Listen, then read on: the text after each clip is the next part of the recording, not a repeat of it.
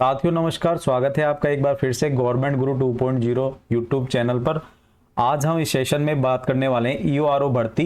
ये राजस्थान की बहुत ही चर्चित भर्ती रही है एसआई के बाद। एसआई भर्ती का तो आप सभी को पता है कि वो चर्चित क्यों रही है, कि मतलब उनकी ट्रेनिंग चल रही है। ट्रेनिंग चलने के बाद भी है ना, मतलब बहुत सारे जो स्टूडेंट्स हैं, जो ट्रेनी हैं, वो पकड़े गए हैं कि उन्होंने फर्जी तरीके से एग्ज़ाम पास करी है। एग्ज़ाम ही पास नहीं करी, यहाँ तक कि टॉपर जो ऐसा ही एग्ज़ाम 2021 का जो टॉपर था, उसने भी फर्जी तरीके से जो है पेपर पास करा है और टॉप किया है। तो उस एग्ज़ाम के बाद अगर कोई भर्ती चर्चा में रही है तो वो है ईओआरओ की भर्ती।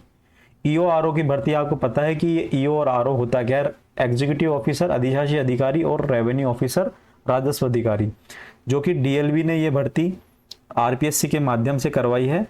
तो ये भर्ती जो हुई है आपके बहुत ही कम पदों पे हुई है, लगभग 111 पदों पर ये भर्ती हुई है।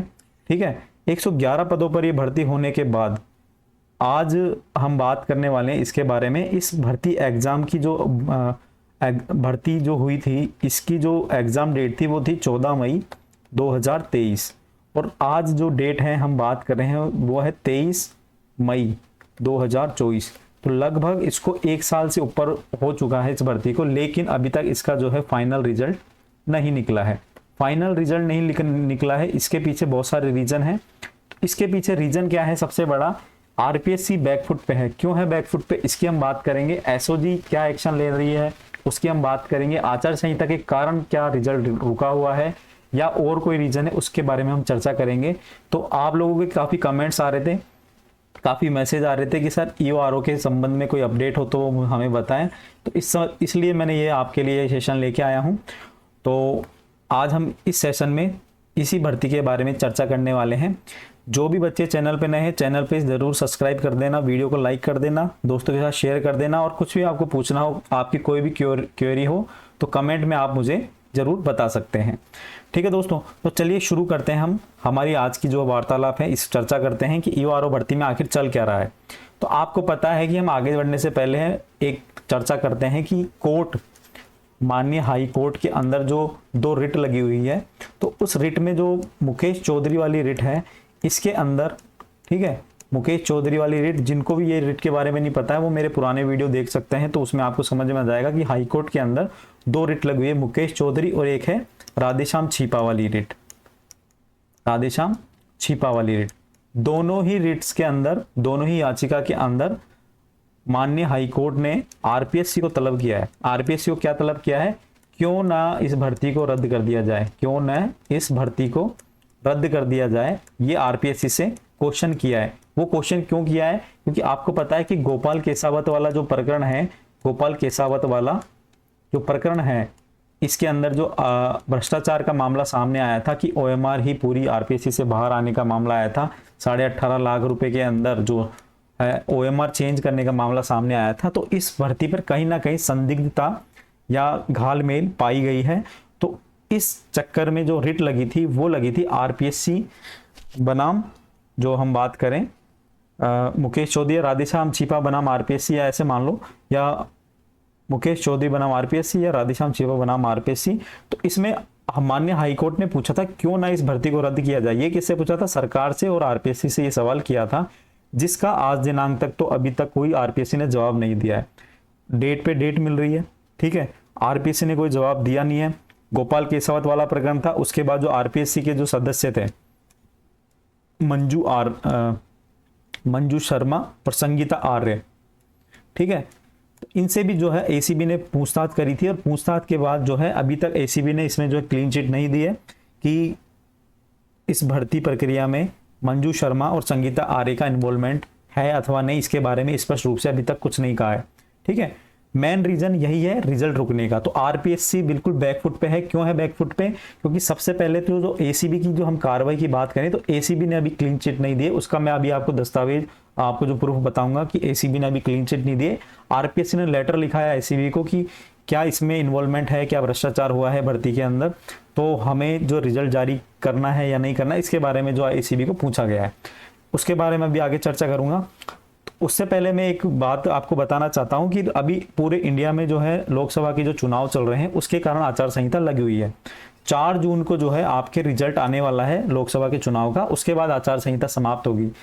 अब आचार संहिता के अंदर जो है बहुत सारी भर्तियों का रिजल्ट नहीं निकला था, इसके संदर्भ में जो है आरपीएससी और राजस्थान चयन बोर्ड ने चुनाव आयोग, निर्वाचन आयोग को एक लेटर लिखा था और लेटर के बाद चुनाव आयोग ने 7 भर्तियों के परिणाम को जारी करने की अनुमति दे दी, आपको पता होगा। अब इसके अंदर मैं आपको ये क्यों बता रहा हूं, देखो इनके परिणाम जारी होंगे किन किन के, सूचना सहायक के, एनएम भर्ती के, जीएनएम, कृषि पर्यवेक्षक, कनिष्ठ लेखाकार, जूनियर अकाउंटेंट और आपके संगणक भर्ती और सीएचओ भर्ती, केवल मात्र इनके लिए अनुमति मिली है। इसका मतलब क्या है स्पष्ट, इसका स्पष्ट मतलब है कि आरपीएससी ने जो है ईओआरओ भर्ती का रिजल्ट जारी करने की अनुमति नहीं मांगी है। क्यों नहीं मांगी है? क्योंकि इसका जो रिजल्ट है वो आचार संहिता के कारण नहीं रुका हुआ। आचार संहिता के कारण, आप सोच रहे होंगे आचार संहिता के कारण रिजल्ट रुका हुआ, बिल्कुल गलत है। आचार संहिता के कारण रिजल्ट नहीं रुका हुआ है, क्योंकि आपने देखा होगा कि आरपीएससी डेली कुछ ना कुछ रिजल्ट जारी करती है, तो आचार संहिता के कारण तो ये रिजल्ट नहीं रुका हुआ है। ये रिजल्ट रुका हुआ है केवल और केवल आपके जो भर्ती प्रक्रिया में धांधली हुई है उसकी जो आवाज उठाई है ना अभ्यर्थियों ने, और एसीबी ने जो आरपीएससी के सदस्यों से पूछताछ करी है, एसीबी ने जो क्लीन चिट नहीं दी है, गोपाल केसावत वाला प्रकरण हो या मंजू आर्य या मंजू शर्मा या संगीता आर्य वाला प्रकरण हो, या फिर हम बात करें इसके अंदर जो फर्जी कैंडिडेट हैं, फर्जी वाला जो इसमें हुआ है, ये जो 3-4 ऑप्शन है। दूसरा एक और है, चौथा ऑप्शन क्या है कि हाई कोर्ट ने भी इस भर्ती के अंदर जो है अभी जो है आरपीएससी से सवाल किए हैं, सरकार से सवाल किए हैं। अभी तक आरपीएससी ने जवाब नहीं दिया है, जैसा मैंने आपको पहले बताया। तो ये बहुत सारे रीजन है कि इसकी वजह से आरपीएससी ने अभी तक रिजल्ट नहीं निकाला है, फाइनल रिजल्ट नहीं निकाला है। आपको पता है 2 गुना वाला तो रिजल्ट जारी हो चुका है, लेकिन फाइनल रिजल्ट इसमें अभी तक नहीं निकला है। अभी हाल ही में जो 21 मई की जो न्यूज़ है, इसमें आरपीएससी व चयन बोर्ड को जल्दी ही भर्ती प्रक्रिया को पूरी करने के लिए मुख्य सचिव सुधांशु पंत ने जो है और कार्मिक विभाग के प्रमुख जो सचिव हैं हेमंत कुमार गेरा साहब, इनको जो है समीक्षा बैठक ली है और सारी चीज़ों के लिए बताया गया है कि आप जो है पुरानी जो भर्तियां उनका सबका रिजल्ट जारी करो, जो भर्तियां आसानी से हो सकती है उन भर्तियों का रिजल्ट जारी करो, और जिनमें किसी भी भर्ती में दिक्कत है या किसी में जांच क्या है तो वो जांच करा के भर्ती प्रक्रिया को पूर्ण करो, क्योंकि अब आचार संहिता बाद नई भर्तियां आने वाली है। और ये जो पुरानी भर्तियां हैं वो हैं आपके पूर्ववर्ती सरकार की, कांग्रेस सरकार की। तो अब सरकार को भी श्रेय लेना है, तो नई भर्तियां जो है आपके आचार संहिता बाद काफी सारी नई भर्तियां आने वाली है। आचार संहिता बाद कौन कौन सी नई भर्तियां आने वाली है तो आप उसके लिए मुझे कमेंट बॉक्स में पूछ सकते हो, मैं अलग से उसके लिए वीडियो बना दूंगा। दूसरा दोस्तों, मैं आपको एक बात बताना चाहता हूं कि मैंने जो है इस यूट्यूब चैनल पर करंट अफेयर के जो है करंट अफेयर्स की मैंने सीरीज चला रखी है, आप उसको फॉलो कर सकते हो, आपकी आने वाली सभी भर्तियों के लिए वो उपयोगी होगा।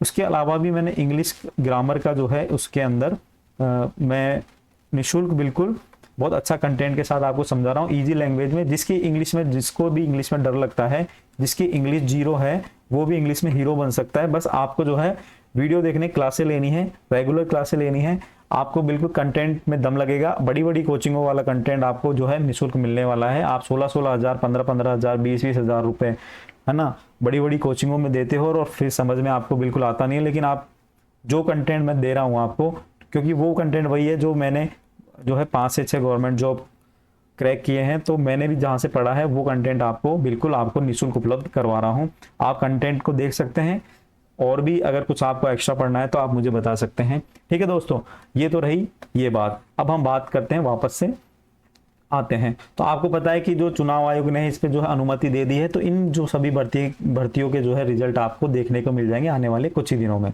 आचार संहिता 4 जून को हटेगी, तो हो सकता है 4 जून बाद आपको आरपीएससी से ईओआरओ भर्ती का भी रिजल्ट देखने को मिले। लेकिन दोस्तों पहले भर्ती प्रक्रिया की जांच होनी चाहिए, क्योंकि जांच के बाद ही सारी चीजें स्पष्ट होगी कि आप भर्ती जो है आपकी बिल्कुल क्लियर है। अब देखो, जो मैं आपको बात कर रहा था ईओआरओ भर्ती 2022, संभावना इस महीने आ सकता है रिजल्ट। ये जो है आपके दैनिक भास्कर की न्यूज है अजमेर की, परिणाम इस महीने आ सकता है, ये इस न्यूज में लिखा हुआ है। आयोग ने 14 मई 2023 को, मतलब लगभग 1 साल पहले ये जो है परीक्षा का आयोजन किया था। परीक्षा हुए 1 साल बीता है, काउंसलिंग के बाद भी अभ्यर्थी को रिजल्ट का इंतजार है। काउंसलिंग इन द सेंस मतलब जो 2 गुना अभ्यर्थी का रिजल्ट निकाला था उनके सबके जो है डॉक्यूमेंट वेरिफिकेशन हुए थे, डॉक्यूमेंट वेरिफिकेशन के बाद अब 1 गुना जो अभ्यर्थियों का रिजल्ट निकलने वाला है, तो उसका इंतजार है दोस्तों। तो इसके अंदर जो रेवेन्यू ऑफिसर और second grade executive officer grade 4 और रेवेन्यू ऑफिसर ग्रेड 2 ये आयोजित हुआ था। और इसका जो भर्ती प्रक्रिया के बारे में हम बात करें तो यहाँ देखो ये स्पष्ट लिखा हुआ है, जांच एजेंसी से आरपीएस की मांग रही है इनपुट। आयोग के आधिकारिक सूत्रों से मुताबिक पूर्ववर्ती सरकार के समय घुमंतु जाति बोर्ड के अध्यक्ष केसावत के भ्रष्टाचार के मामले में एसीबी की कार्रवाई के दौरान इस भर्ती परीक्षा का नाम सामने आया था और आयोग ने एसीबी को एक बार पत्र फिर लिखा है कि इस भर्ती को लेकर भ्रष्टाचार का कोई इनपुट की पुष्टि हुई है या नहीं, इससे आयोग को अवगत कराएं। मतलब आरपीएससी ने जो है ईसीबी को लेटर लिखा है कि अगर भ्रष्टाचार की पुष्टि हुई है तो अवगत कराएं, और नहीं हुई है तो अवगत कराएं। यदि भ्रष्टाचार नहीं हुआ है तो परिणाम जारी किया जाए, और आयोग चाहता है कि परिणाम जारी करने के बाद किसी प्रकार का विवाद सामने नहीं आए। तो मतलब आयोग स्पष्ट करना चाहता है कि एक तो इनको क्या करना है आयोग को, कि एक तो कोर्ट में जो है रिप्लाई फाइल करना है, ठीक है। दूसरा एसीबी से इनको क्या लेनी है, क्लीन चिट लेनी है, ठीक है। तीसरा क्या है कि जो एसओजी को जो अभ्यर्थी जो जांच कराना चाहते हैं भर्ती प्रक्रिया की या रद्द करवाना चाहते हैं, सबूतों के साथ ज्ञापन दिया हुआ है। एसओजी को दिया हुआ है, आपके सीएम साहब को दिया हुआ है ज्ञापन, ठीक है, सीएम साहब को दिया हुआ है। उसके अलावा भी जो मुख्य सचिव है हमारे सुधांशु पंत साहब, इनको भी ज्ञापन दिया हुआ है, और एसीबी को अलग से जो है प्रूफ दिए हुए हैं बहुत सारे भर्तियों के। तो इसके अंदर जो है आपके क्लीन चिट यहां से भी मिल जाएगी, यहां से मिल जाएगी, और कोर्ट में रिप्लाई फाइल करके जो कोर्ट का डिसीजन होगा उसके बाद जो है रिजल्ट जारी करने का आरपीएससी प्लान बना रही है। लेकिन दोस्तों मैं आपको बता देना चाहता हूं कि ये इतना इजी नहीं है।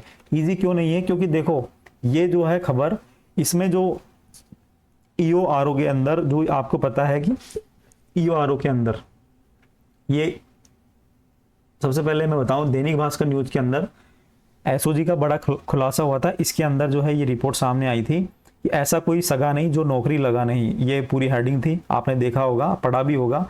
इसके अंदर जो ये पकड़ा गया था श्रवण बाबल, ये निवासी है फिटकासनी जोधपुर का। इसने भी जो यहाँ देखो फल्गुराम जो हैं ये जानी, ये अध्यापक हैं और ईआरओ भर्ती में भी ये जो है सेलेक्ट हुए हैं, ठीक है दोस्तों। तो कहीं ना कहीं ये जो ईओआरओ में सेलेक्ट हुए हैं, तो अगर ये इन्होंने अध्यापक भर्ती में भी गड़बड़ी करी है, ऐसा ही भर्ती में भी गड़बड़ी करी है, तो ईओआरओ में भी ये सेलेक्ट है, तो कहीं ना कहीं भर्ती में इसमें भी गड़बड़ी इन लोगों ने करी है। तो ये तो स्पष्ट है, लेकिन जांच होगी तभी सारी चीजें सामने आएगी, तभी सबूत आएंगे। जांच के बिना कुछ नहीं होगा। देखो इन परीक्षाओं में करवाई भर्तियां, इन परीक्षाओं में करवाई भर्तियां जेल से बाहर आने के बाद श्रवण ने पटवारी, सीएचओ भर्ती, टीचर भर्ती, ईओआरओ भर्ती, देखो यहाँ पर भी इसका नाम आ रहा है, तो ईओआरओ भर्ती, वन रक्षक, वनपाल सहित अनेक भर्तियों में पेपर आउट करवाए हैं। ये तो किसकी न्यूज है, ये कोई हवा में बात नहीं है, ये है आपके अखबार की न्यूज, अखबार की न्यूज है, न्यूज जो है सामने आई है। तो कहीं ना कहीं ये जो है जांच का विषय है, और जांच का विषय है तो इसकी जांच होनी चाहिए। और ईओआरओ भर्ती में अगर कोई गड़बड़ी हुई है तो भर्ती प्रक्रिया रद्द होनी चाहिए। ये जो है अभ्यर्थी मांग भी कर रहे हैं, अलग से वो प्रयास भी कर रहे हैं। बस आप पॉजिटिविटी के साथ जो है आपको काम करने की जरूरत है, सकारात्मक सोच के साथ काम करने की जरूरत है। ईओआरओ भर्ती के लिए आपने एसओजी को बोला, आपने एसीबी को बोला, आपने जो है सुधांशु पंत जो सीएस हैं हमारे उनको बोला, आपने सीएम साहब को बोला, आपने एमएलएज को बोला कि इस भर्ती प्रक्रिया की जांच करवाओ। इसके बाद भी जो है आप कोर्ट में गए, तो कोर्ट में गए, सारी चीजें हैं, तो कम से कम इस भर्ती प्रक्रिया की जांच होके जो सारी चीजें हैं, दूध का दूध और पानी का पानी सामने होना चाहिए दोस्तों। तो अभी ये स्थिति है वर्तमान में कि आरपीएससी को रिप्लाई फाइल करना है, और रिप्लाई के बाद जो है आपका जो है रिजल्ट हो सकता है आ जाए, और फाइनल जो डिसीजन रहने वाला है वो रहने वाला है आपके माननीय हाई कोर्ट का, कि इस भर्ती प्रक्रिया में जो तथ्य पेश करे हैं और वकील द्वारा जो प्रभावी पैरवी की जाएगी, उसके बाद इस भर्ती प्रक्रिया पर डिसीजन होगा। तो ये सारी चीजें आचार संहिता के बाद होने का है। एसओजी इसकी जांच भी कर रही है, एसओजी के पास भी इनपुट है, लेकिन दोस्तों एसओजी जांच करके रिपोर्ट कर दे या फिर आरपीएससी को कह दे कि इस भर्ती प्रक्रिया पर अभी रोक लगाई जाए, जब तक हम जांच नहीं कर लेते हैं, तब ही जाके सच्चे रूप में जो है आप लोगों की जीत होने वाली है। बाकी तो सरकार के पक्ष में ही है कि सरकार क्या चाहती है, डिसीजन सरकार को लेना है कि वो एसओजी से जांच कराने के लिए और ज़्यादा दबाव बना सकती है या ऐसा ही भर्ती की तरह सारी चीज़ें सामने ला सकती है। ठीक है दोस्तों, अगर ये भर्ती की जांच नहीं होती है तो दोस्तों मैं आपको बता रहा हूँ कि राजस्थान के अंदर इस तरह के जो है, इस तरह के फर्जी लोग ईओआरओ बनेंगे जो जनता की तो सेवा बिल्कुल नहीं करेंगे, जो आपके और हमारे बीच में रहेंगे और आपके और हमारे बीच में रहकर जनता का केवल क्या करेंगे दोस्तों, शोषण करेंगे। अब शोषण क्यों करेंगे वो आप सब समझदार हो कि किस तरह से वो शोषण करते हैं दोस्तों। ठीक है दोस्तों, तो अभी के लिए इतना ही, और भी कुछ अपडेट आएगी तो मैं आपको बता दूंगा। अगर आचार संहिता के बाद या आचार संहिता के पहले कुछ भी अगर अपडेट होगी तो मैं आपको जो है इस चैनल के द्वारा अवगत करा दूंगा। आप बस चैनल को सब्सक्राइब कर लें, नोटिफिकेशन का बेल आइकन को ऑन कर दें और दोस्तों के साथ शेयर कर दें। कमेंट में अगर कुछ पूछना है तो कमेंट कर सकते हैं, मेरे को इंस्टाग्राम पे और टेलीग्राम पे फॉलो कर सकते हैं, जिसका लिंक डिस्क्रिप्शन में मिल जाएगा और चैनल के बायो में मिल जाएगा। ठीक है दोस्तों, मिलते हैं नेक्स्ट वीडियो में, अभी के लिए इतना ही, धन्यवाद।